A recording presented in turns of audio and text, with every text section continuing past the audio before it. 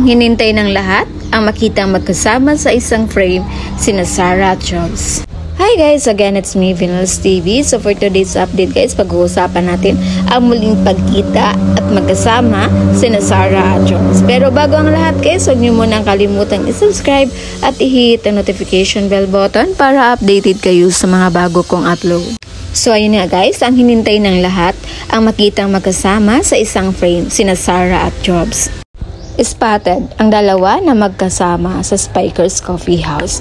Double date ang nangyari dahil kasama nila ang friend ni Jobs na may partner din ito. Matagal-tagal din ulit nating hindi nakita ang dalawa na magkasama or makitang magkasama.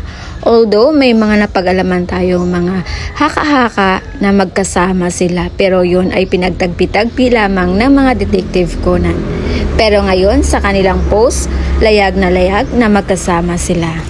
Kaya karamihan sa mga fans nagsabing hindi na kailangang pigilin at itago ang nararamdaman. Talagang lalayag din sila. Pero again and again, paalala ko lang sa inyo, huwag masyadong taasan ang expectation para hindi sasakit ang kalooban.